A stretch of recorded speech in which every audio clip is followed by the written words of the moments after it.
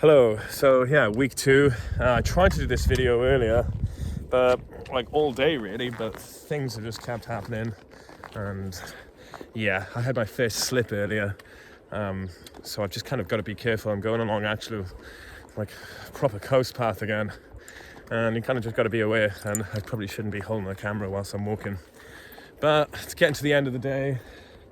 I want to sit down, spend 20 minutes just catching up whilst I sit and watch this gorgeous sunset.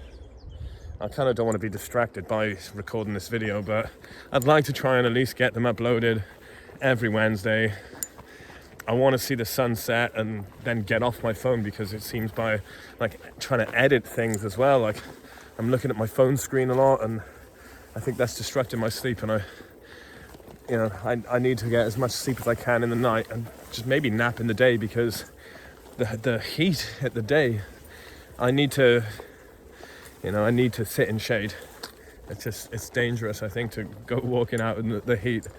So I try and do a lot in the morning, try and do a lot in the evening. This morning I spent like half hour extra trying to look for my headphones that I just dropped out my pocket next to the tent. And then I tried recording this video then and got however far through it. But just things just kept happening, kept going wrong. So yeah, try and do a little quick 20-minute. The last week's been all right. I'm actually in France now, which is amazing. It's quite cool. The last week in England was okay. It was quite tough. There was some ups and downs. So I did Bath, which was really fun. Met some other buskers, and learned some tips. I felt really out of place with what I was doing, but yeah, I still stayed true to myself, which is good. God, be careful, yeah, stay true to myself. So originally, I wanted to walk a bike path that went from Bath to Bournemouth, and I did some of the paths. I know I've moaned a bit about cyclists. I think I'd like to do a bike run next year. I moaned about cyclists. Then the thing is, this cycle route actually takes you on roads, and just the B roads and everything, and it was just too dangerous to do. So decided against that, and caught a few buses in between some of the towns. Yeah, I've pretty much got the bus out from Bath, got halfway, I think, to Salford, and I walked along the track then to Frome. Walked along the track, found a place to camp, and walked to Frome then the next day. Did a bit of busking there. As I was turned up, this guy was busking there already, and he said, "Oh, this is the best spot. Like, here you go, here's 6p, and here's a feather for like a good luck charm." But like, I don't know what to make of that. He had an upside down cross tattooed on his face, so maybe there's some devil sort of stuff there. His name was Ron, I think. So yeah, from then I think I cut the bus out from there and went to Radstock, and walked then from there. Found a good place and did a good trek the next day to Mere, Mere.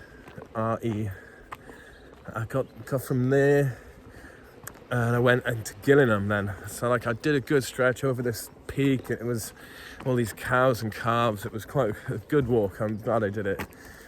When I got to Gillingham, I camped down by the river somewhere. I was just so tired. I set the tent up quite early. And then went to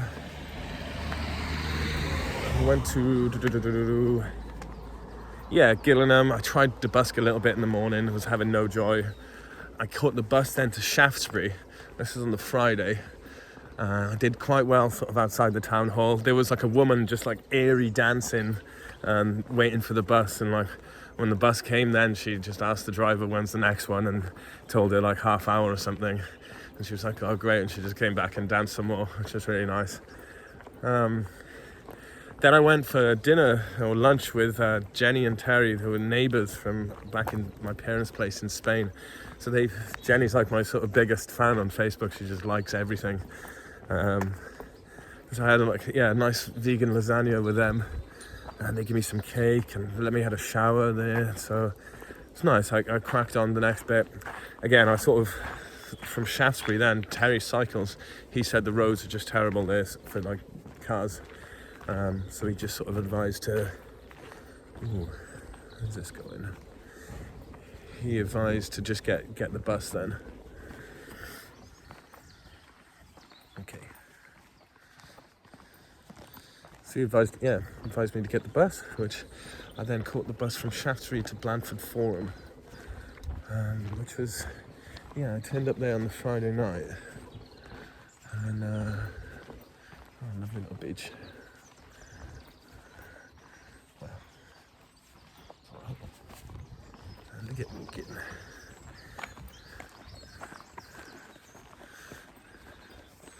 So I did Blandford Forum then. I turned up on the Friday and I see all these like people sort of going down this alley.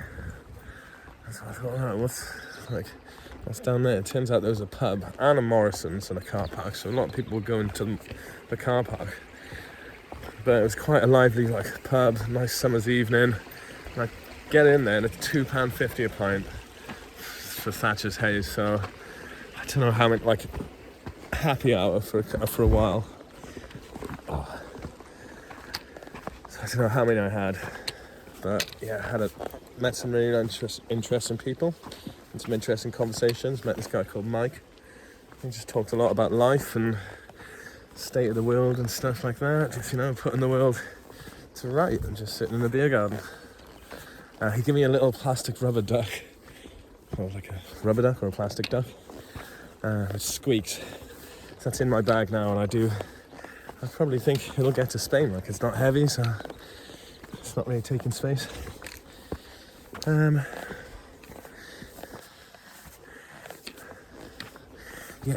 think I'm gonna find somewhere to camp in a little bit. There's some brutal hills around.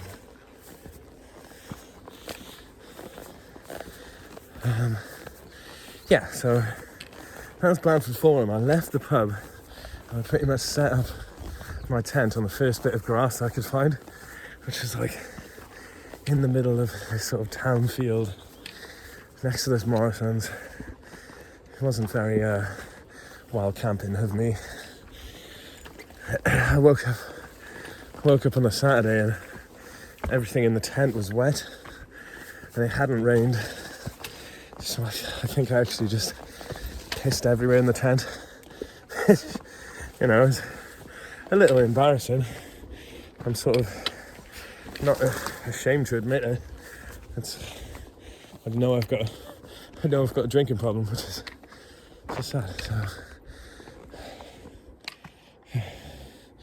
right, there's a sign, but I don't know if I should go through.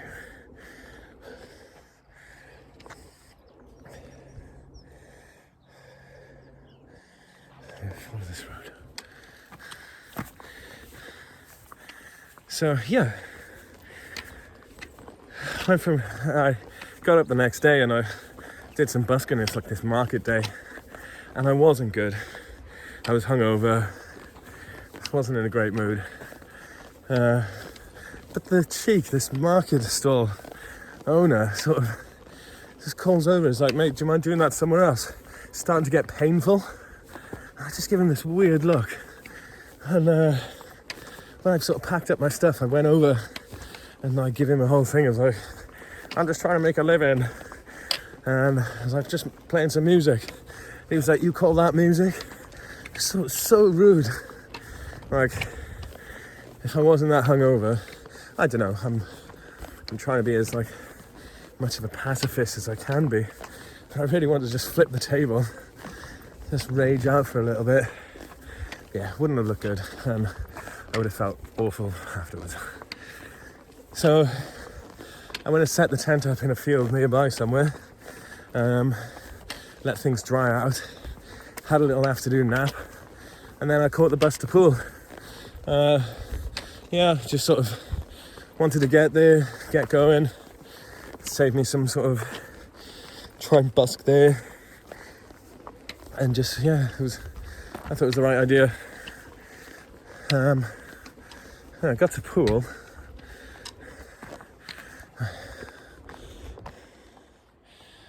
is nice. Look at that.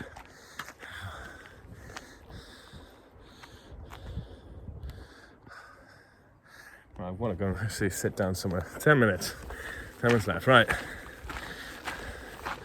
So I got to pool. Stayed there for a few days. Found this little field near the port that I could just sort of be close to it from when the ferry comes, which is like 8:30 in the morning. Check in 7:30. My brother came down on the Sunday. We went for dinner and this Cafe Rouge. He treated me, which was really nice. And we sort of went down to the seafront. I was telling him about these barrel bikes, the one I sort of caught last year after I finished the coast path. And he got on a scooter, which you could rent the scooter if you had a driving license, which I do not have. But yeah, the scooter, I had the bike, and we just rode up pretty much down the promenade to Sandbanks, where I finished the path last year. So that was cool seeing that. He dropped me off near this field. Did a bit of busking again on the Monday.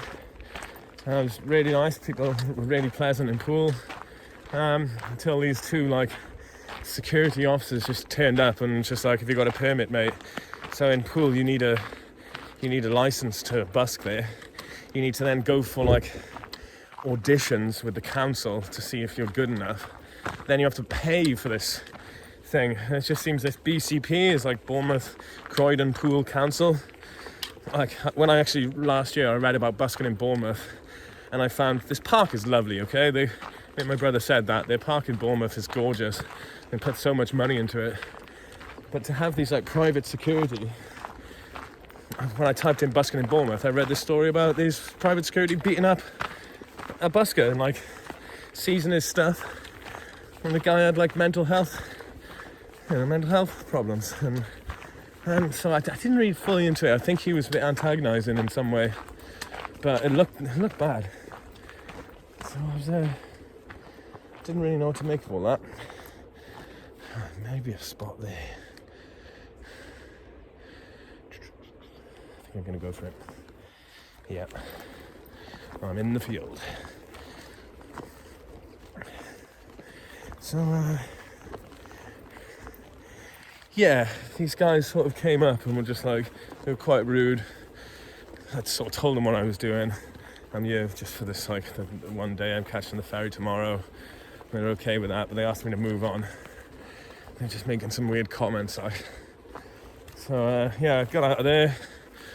Went and changed most of all my money pretty much into euros. Had enough left over, some food. So I made a little Brit kit, as I called it, with scampi fries and sandwich and just a few things that I could take with me then on the ferry. And ferry, caught that in the morning. I pretty much got there early, and there was a woman who hadn't done a COVID pass on her phone or her iPad. And so she was there with her son, who wasn't that tech savvy. But I ended up helping out, trying to fill in this whole COVID form stuff online that she could do, but you had to take a photo then, and then she had to say these numbers on a short video to verify her ID. And as she said, it was just such a palaver. And after we sort of submitted it, it was just these might take up to 7 days if the lines are busy. And I thought, well, maybe they're not busy because everyone's sort of done this already. And then it's realised it's 7 in the morning, and probably none of these COVID workers are in. So she was really nice. She gave me 20 euros for trying to help, and the son gave me 20 quid as well, which was really nice of them. Some worker just comes along. Guess he's found out the situation, and because she's ordered special extra assistance to get into the boat. He's heard the situation from the two guys at the desk who were being a bit dickish, and he's just right, come on now, let's go, and just gets her on board. So I saw her on board later when she was having dinner, and a quick chat. Whilst on board as well, they sort of did an announcement. It's don't be alarmed, but the military are doing a training exercise at the moment and using the boat. And all of a sudden there's 3 speedboats turning up on the side of the boat, pressing up against it. I've gone and had a look, all these guys in black tactical gear. It was pretty intense. boat was fine. I had a cocktail called the Red Lion, because I've seen so many pubs now in England called the Red Lion. Thought it was sort of appropriate to do. And then I got off in Cherbourg. I'd been watching a guy's videos, Craig Adams, I think, online. He's got some really nice scenic stuff. He sort of inspired me, I guess, to take my camera at the start. But he wears this thin hoodie, and it just sort of says it keeps him it takes the chill off if it's cold, but also takes the sun off if it's too warm, like, too bright, so it keeps the sun off his skin. So I thought that's a good idea. So I went and bought a shirt from H&M, which I've spent 25 euros on. It's like a nice white shirt. I'm happy with it. I can put it on if I end up going into any churches now. Just a bit more respectful, hopefully. And then I have to go quite far out of town to go to a place that actually wasn't. Google Maps had lied and it wasn't there anymore. But I went and got some pants, some fresh pants and some shorts, so I could go to the laundrette and clean everything then. Which, did that. I sort of caught a bus then. It's only like €1 for like an hour journey. It was such a good value. But I caught a bus just to get out of town a bit and just to get into the wild, and then I started trekking, and I made a good distance in the first night of getting there. I didn't want to push myself too much, but I was happy with it. So today I thought I could actually get away with camping on this beach, like just in the sleeping bag. As soon as I took my shoes off, I walked up to the water. Must have been like so many like silverfish then, I think they're called, or the like little sand. Oh god, all the beach sort of moved, and I just give me a bit more of a fright, and I was just like, I'll go find somewhere else. So today's been a good slug. You can't walk in this heat. So the idea of stopping now, even though I think I'll probably have a bit more time after the sunset, I am a bit tired. I could set the tent up now and just try and get early. I don't feel like I'm going to be disturbed. I'm quite close to a road though. So that's the plan. I just get up early, get the miles in before it gets too warm, find a bit of shade, maybe do it at like another hour then, like midday sort of thing. But besides that, it's just not worth going out in the sun. But it's nice. It reminds me a lot of the Southwest Coast Path from last year. It's just nice to just be able to keep the sea on your right, and just follow a path again. Cause just dotting around through Britain, like not on like actual footpaths, was just annoying. I just like knowing there's a path. It's really well signposted, these GR routes. So I met a Marine on my last night in Poole. He was doing laps around this thing, and he said about bivvy bagging, and so I'm considering getting rid of the tent. When I feel like it's going to be warmer, it is just boiling in the night, so but I need a cover for my sleeping bag.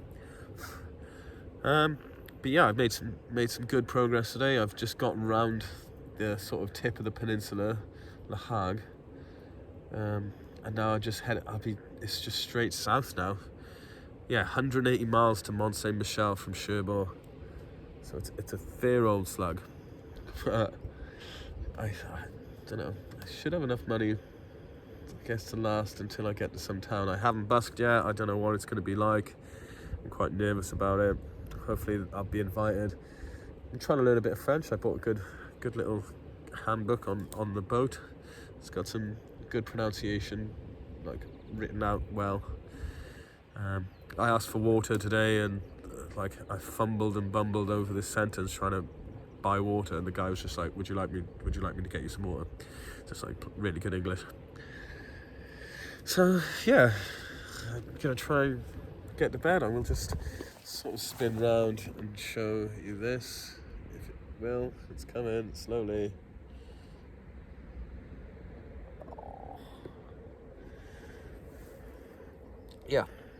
So I'm just gonna try and enjoy this for a little bit and not be so sad and doom and gloom, because things are a little bit doom and gloom in life and in the world and in general.